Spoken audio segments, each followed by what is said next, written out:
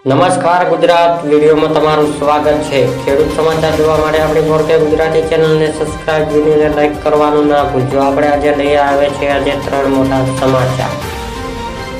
આપણે સમાચારની વાત કરીએ તો વાજબી ભાવે શાકભાજી બિયારણનું વેચાણ ચાલુ કરાયું છે। મોરબીના ભાગ્યત ખાતાની વિવેક સહાય લક્ષી યોજના અંતર્ગત વાજબી ભાવે શાકભાજી બિયારણ વેચાણ ચાલુ કરાયું છે। શહેરજનોને કિચન નિયમ વિશે માર્ગદર્શન કરાશે। સરકારશ્રીના ભાગ્યત ખાતાની વિવિધ સહાય લક્ષી યોજનાઓ અંતર્ગત ચાલુ નાણાકીય વર્ષ 2023-24માં માર્કેનિંગ અને કિચન ગાર્ડ યોજના અંતર્ગત શહેરજનોને ઘર આંગણે ભાગ્યત પાટકી ઊભી કરવામાં આવે છે।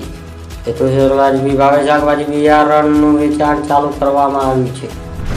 આપણે બીજા સમાચારની વાત કરીએ તો 4ના વ્યાજે આપી રહ્યું છે કેશ લોન। ખેડૂત માટે સારા સમાચાર સામે આવ્યા છે।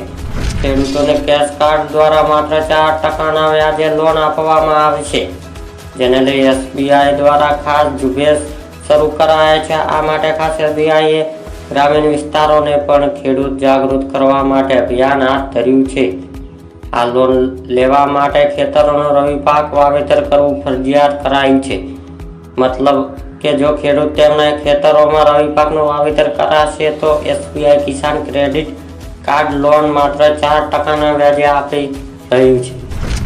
આપણે ત્રીજા સમાચારની વાત કરીએ તો રતનદીપ યોજના સરકાર દ્વારા જાહેર કરવામાં આવી છે। કોંગ્રેસ પ્રદેશ નેતા અમિત ચાવડાએ સુરતના રતન કલાકારો જોડે સંવાદ કર્યો છે કે અમિત ચાવડાએ નિવેદન આપ્યું છે કે સરકાર હીરાનો ઉદ્યોગ બચાવવા માટે રતનદીપ યોજના જાહેર કરી તેવી અમારી માંગ છે। સુરતમાં રતન કલાકારો સાથે સંવાદ દરમિયાન કોંગ્રેસ નેતા અમિત ચાવડાએ તેઓની સમસ્યાઓ અને માગણી વિશે ચર્ચા કરી હતી। જે બાદ તેમણે માગણી કરી હતી કે સરકાર હીરાનો ઉદ્યોગ બચાવવા માટે રતનદીપ યોજના જાહેર કરી છે।